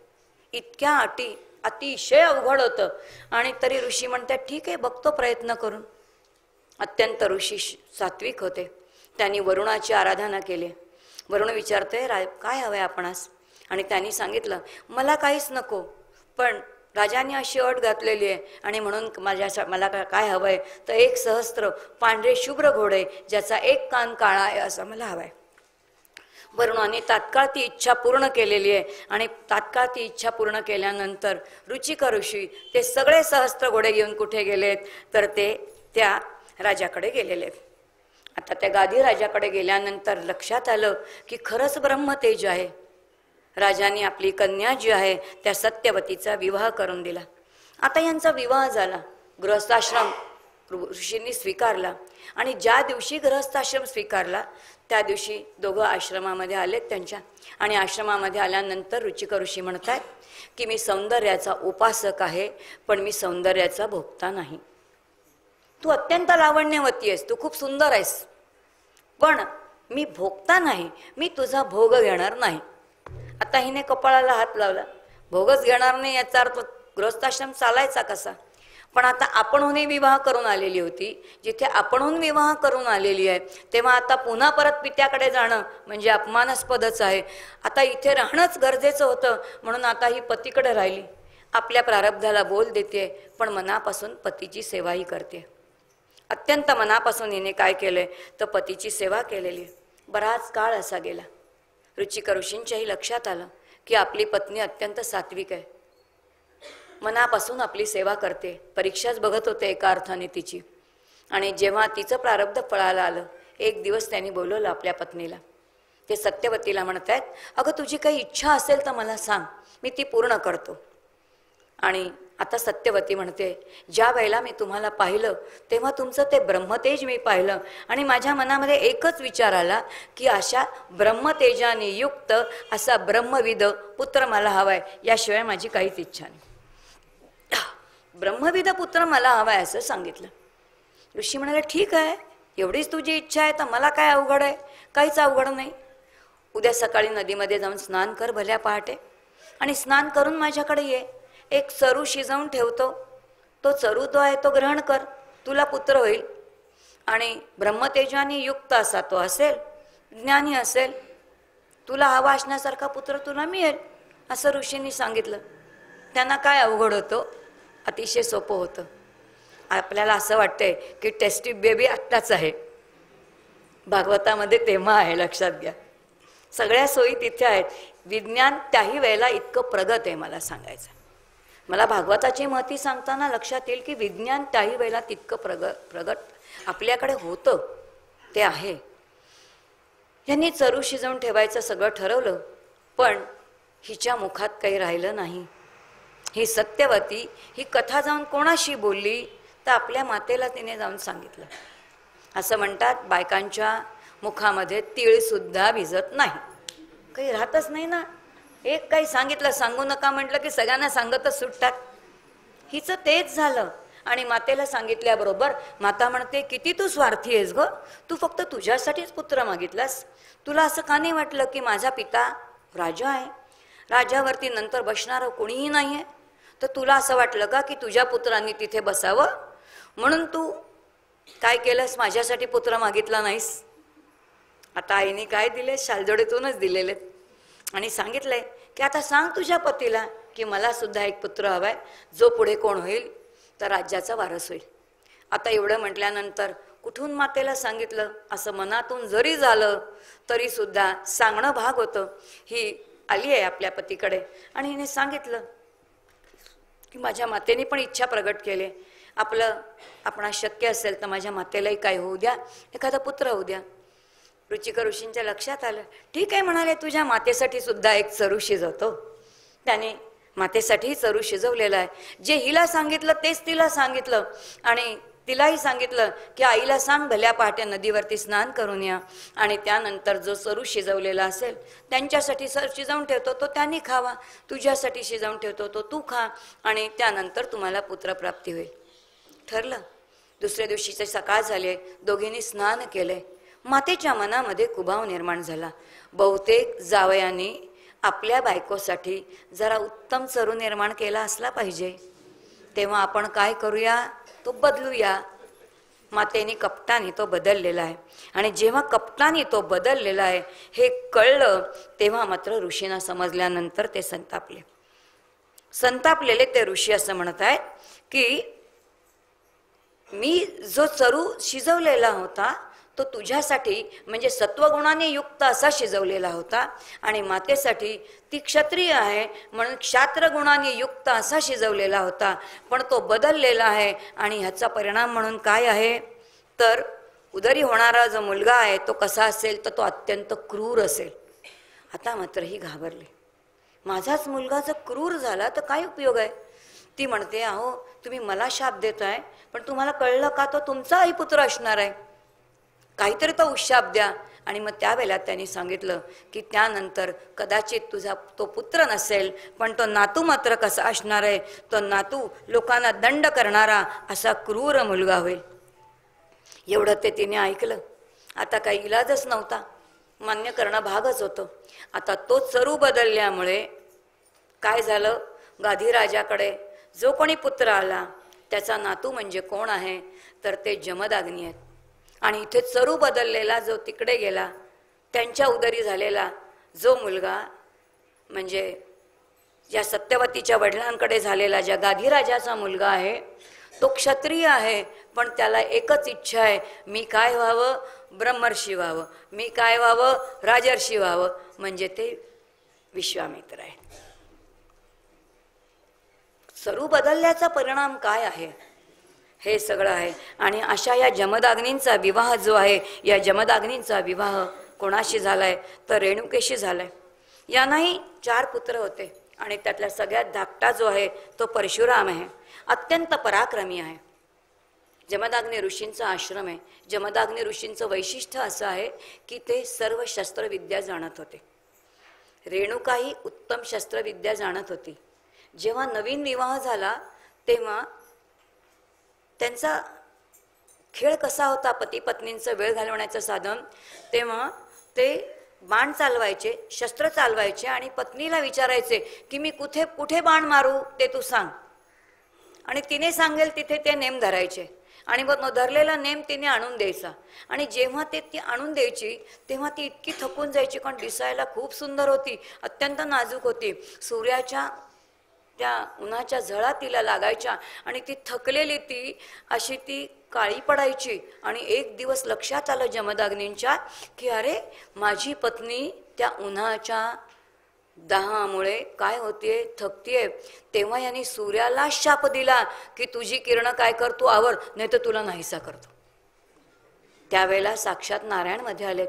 अरे काय हे, जमदाग्नीला म्हणतो असं काहीतरी करू नका, कारण असं झालं तर संपूर्ण जगताचा जो संपूर्ण नियम आहे हे सगळे नियम बदलून जातील. काही जगाचं चक्र आहे, जगाची राहाटी आहे, ही सगळी बदलून जाईल, म्हणून असं काही तू करू नकोस.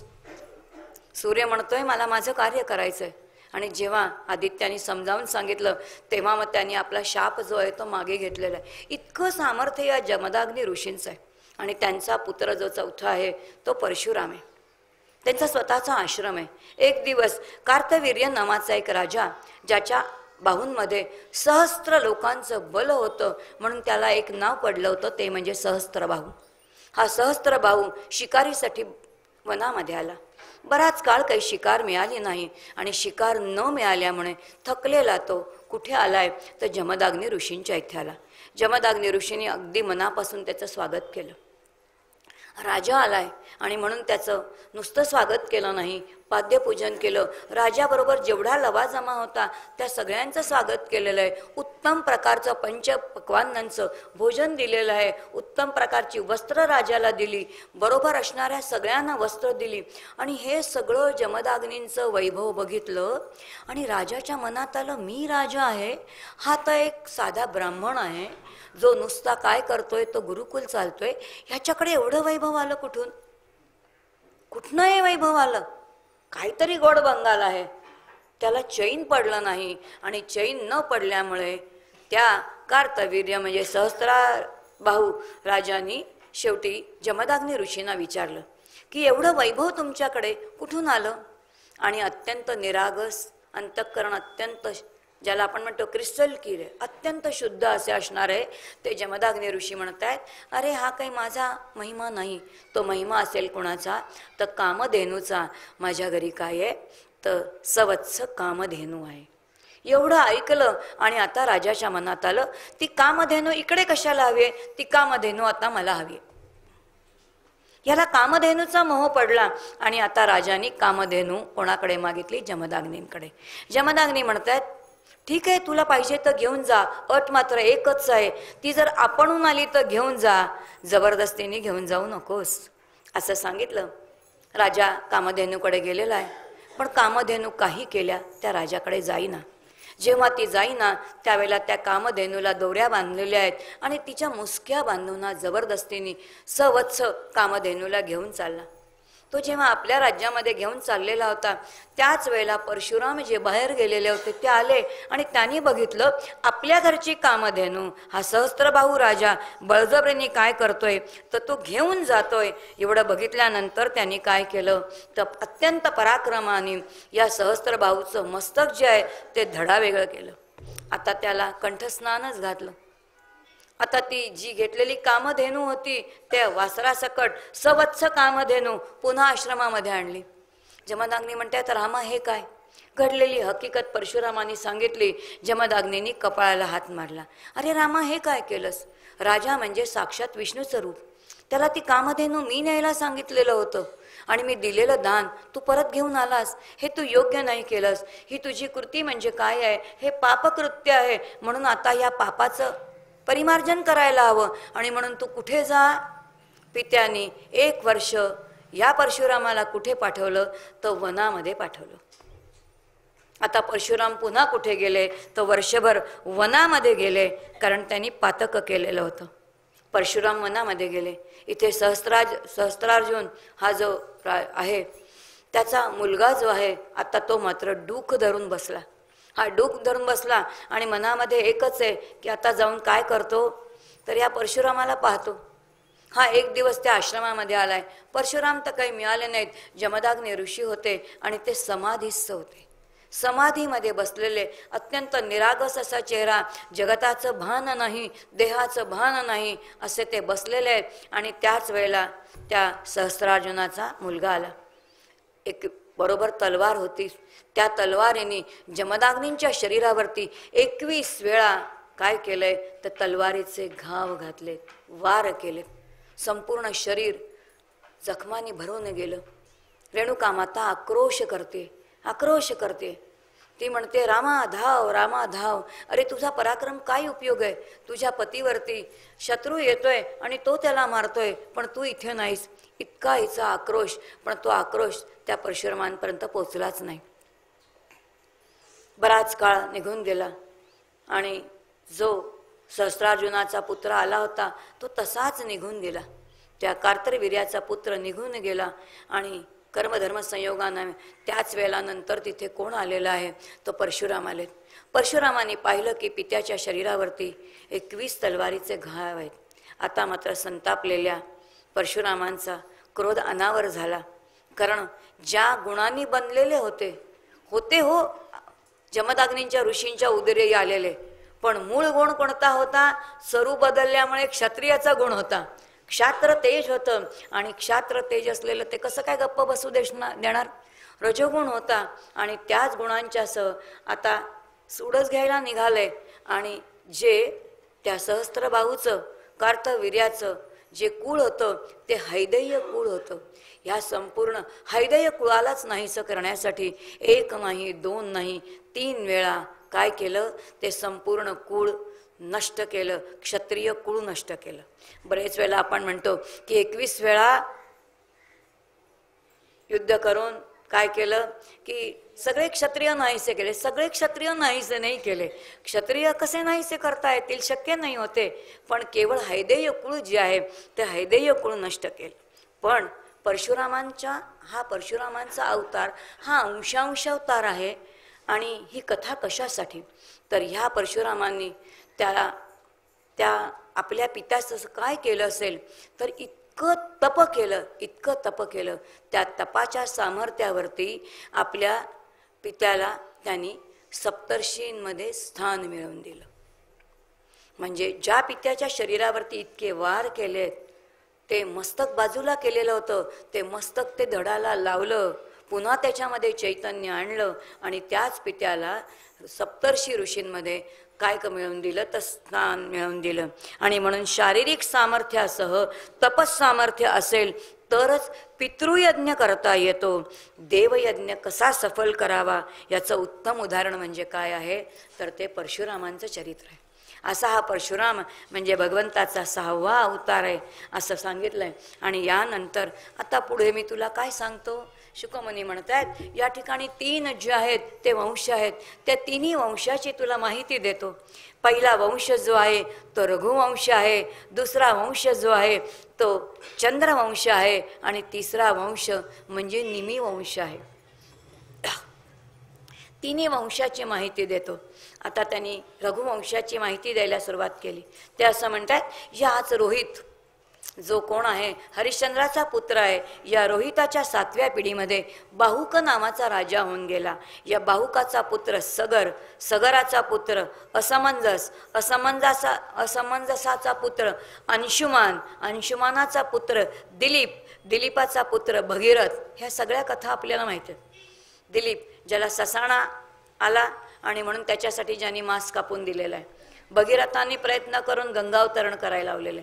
सगळे एकापेक्षा एक पराक्रमी राजे आहेत. या भगीरथाचा पुत्र श्रुत, श्रुताचा पुत्र नाभ, नाभाचा पुत्र सिंधुद्वीप, सिंधुद्वीपाचा पुत्र आयुतायू, आयुतायूचा पुत्र ऋतुपर्ण, ऋतुपूर्णाचा पुत्र सर्वकाम, सर्वकामाचा पुत्र सौदास, सौदासाचा पुत्र अश्मक, अश्मकाचा पुत्र मूलक, मूलकाचा पुत्र दशरथ, दशरथाचा पुत्र एडवीड, एडविडाचा पुत्र विश्वसह, विश्वसहचा पुत्र खडवांग ज्याची कथा पण ऐकली.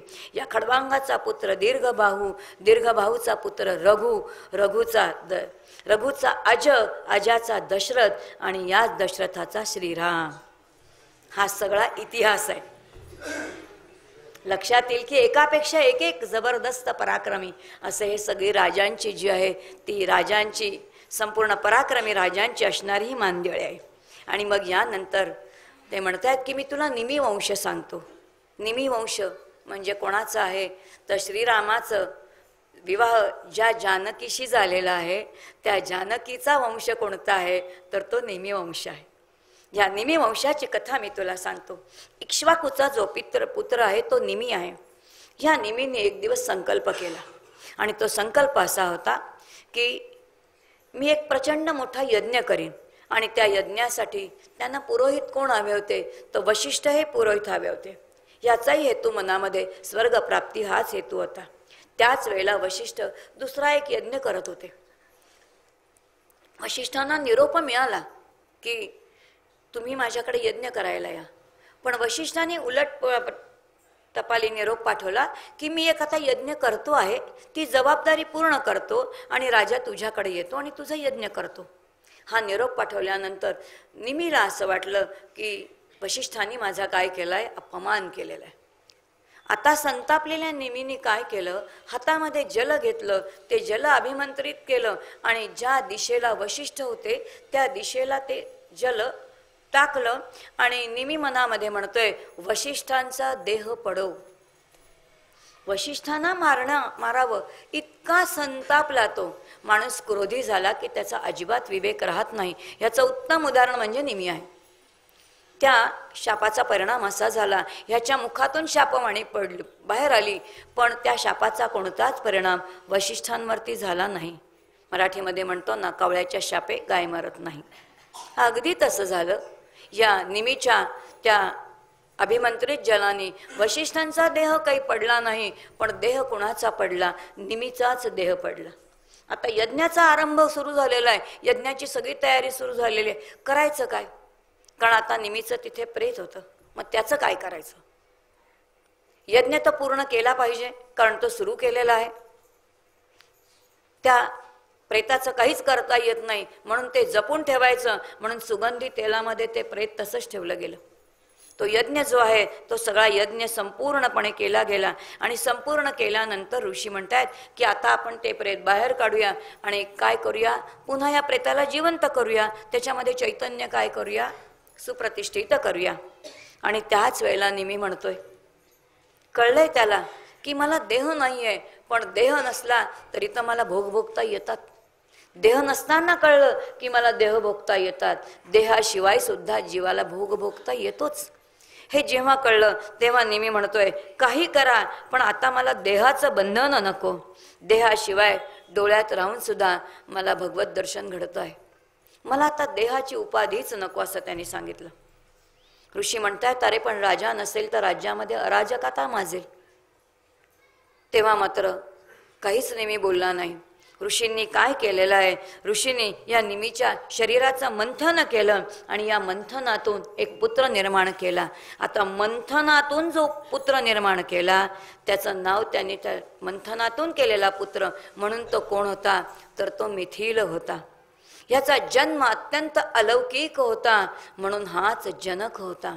ह्याचा स्वतःच्या देहावरती अजिबात प्रेम नाही, अत्यंत अनासक्त असं जीवन तो जगत होता, म्हणून तोच कोण होता, तर तोच विदेह होता. आणि ह्याचीच असणारी त्या विदेहाची ती वैदेही, त्या जनकाची ती जानकी आणि त्या मिथिलाची तीच ती मैथिली. असा हा कोणता वंश आहे, तर तो निमी वंश आहे. हा निमी वंश सांगितला आणि आता रघुवंशाची कथा सांगायला सुरुवात केली. बाहुकाचा पुत्र सगर याने अश्वमेघ यज्ञ केला. संकल्प झाला की आपण अश्वमेघ यज्ञ करू. अश्वमेघ यज्ञासाठी घोडा पाठवायचा. तो घोडा इंद्राने चोरला आणि ज्या वेळेला सगर पुत्र आले, बघतायत तो घोडाच नाही. घोडा कुठे गेला? त्यांनी बघितलं की कपिल मुनी जे आहेत ते तिथे ध्यानस्थ बसलेत. ही मुलं जी आहेत ही राजसत्तेने, विद्यामदानी, चारी मदानी उन्मत्त झाली आणि त्यांना असं वाटतंय बहुतेक घोडा कोणी चोरला, तर कपिल मुनींनीच चोरला. कपिल मुनींवरती चोरीचा आळ घेतला आणि त्यामुळे आता कपिल मुनी जी आहेत त्यांची परिणामी त्यांची समाधी भंग पावली. आणि समाधी भंग पावल्यानंतर यांनी शाप दिला आणि सगळे सगर पुत्र कसे झाले, तर ते भस्मीभूत झाले. त्यानंतर तर त्याचा पुत्र असमंजस, नावाप्रमाणे असमंजसच होता. अत्यंत प्रजेला त्रास दिला, जितका देता येईल तितका त्रास दिला. प्रजा अत्यंत कंटाळलेली होती की राजा कधी एकदा जाईल. पण ह्याचा पुत्र मात्र अत्यंत सात्विक होता. या असमंजसानंतर त्याचा पुत्र असणारा जो अंशुमान आहे तो अत्यंत सात्विक राजा होता. त्याने उत्तम राज्य केलं आणि त्याला कळलं की आपल्या संपूर्ण पिढ्यांमध्ये आधी काय झालेलं आहे. आणि म्हणून तो कुठे गेला आहे, तो कपिल मुनींकडे गेलाय. काय घडलंय ते सगळं जाणून घेतलेलं आहे. कपिल मुनींना प्रसन्न करून घेतलेलं आहे आणि तो म्हणतोय की आता ह्यांच्या उद्धाराची सोय म्हणजे काय आहे. कपिल मुनींनी सांगितलं, काय करा, स्वर्गातली गंगा कुठे आणा, ते इथे आणा. जर गंगेचं जल या भस्माला लागलं तर त्या सगळ्या काय आहेत ते तुझे पूर्वज आहेत, त्या पूर्वजांचा उद्धार होईल. ह्यांनी पुष्कळ प्रयत्न केले पण तरी सुद्धा गंगा काही केल्या येईना. त्याचा पुत्र असणारा तो दिलीपाने हे उदंड प्रयत्न केले, मेहनत केली, पण गंगा काही केल्या भूमीवरती येईना. त्यानंतर दिलीपाचा पुत्र जो भगीरथ आहे त्या भगीरथाने प्रयत्न केला आणि ह्याच्या प्रयत्नांना मात्र यश आलं. जेव्हा भगीरथाने पुष्कळ प्रयत्न केले त्यावेळेला स्वर्गातली गंगा जी आहे ती कुठे आलेली आहे, तर ती पृथ्वी तलावावरती आली. विचारलं गेलं त्यावेळेला की एवढा हा गंगेचा प्रवाह इतका प्रचंड आहे, तो थोपवून धरण्याचं सामर्थ्य कोणाचं आहे. मग आता ते सामर्थ्य कोणाचं, कोणत्या देवाचं होतं? ते कोणतेही देव पुढे येईनात. जेव्हा जेव्हा समाजाचं हितकारक कल्याण करायचंय त्यावेळेला एका शिवशंकरांशिवाय कोणीच पुढे येत नाही. त्याही वेळेला शिवशंकर पुढे आले. शिवशंकरांनी तो प्रचंड असणारा गंगेचा प्रवाह जो आहे तो आपल्या मस्तकी जटेमध्ये संपूर्ण सामावून घेतला आणि तो प्रवाह केवळ एका जटेमधून बाहेर सोडला आणि तिथून ती गंगोत्री जी आहे ती सुरू झाली. आणि अशा तऱ्हेने ही गंगा जी आहे ती पृथ्वी तलावावरती आली. आता वरतून गंगा खालती आली ही कथा झाली, पण त्याच्यामध्ये समजून घेण्यासारखं गंगा स्वर्गातून खाली आली. जेव्हा आपण पुन्हा भागवताचा अभ्यास करायला जातो तेव्हा लक्षात येतं की भारताचे 3 भाग पाडलेले आहेत. उत्तरेकडचा भाग जो आहे तो निसर्गाने अत्यंत सौंदर्याने युक्त आहे. लक्षात येईल की तिथले जनसुद्धा बघा, त्यांचे रंग बघा, त्यांची उंची बघा, हे सगळं बघितलं की लक्षात येतं ते सगळं सौंदर्य वेगळं स्वर्गीय सौंदर्याचं आहे. जितके खाली भारताच्या द्रविड दिशेला जातो तितके रंगामध्ये फरक पडत जातो, उंचीमध्ये फरक पडत जातो, संस्कृतीमध्ये फरक पडत जातो. आणि म्हणून स्वर्ग, मृत्यू आणि पाताळ भारताचेच 3 असणारे ते भाग आहेत.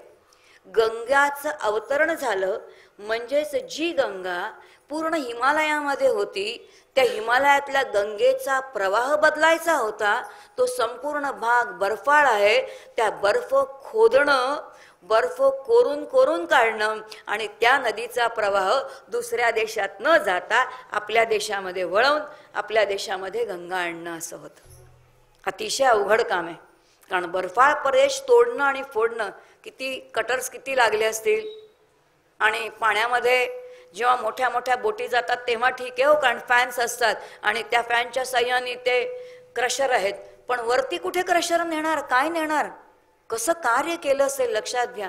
भारतामध्ये काहीतरी तर तंत्रज्ञान विकसित त्या काळात होतं ना की जे बर्फ वितळवलेला आहे, वितळवून त्या नदीचा प्रवाह बदललेला आहे आणि तो भारतामध्ये आणलेला आहे. आणि अशा तऱ्हेने गंगा जी आहे त्या गंगेचं अवतरण या ठिकाणी झालं.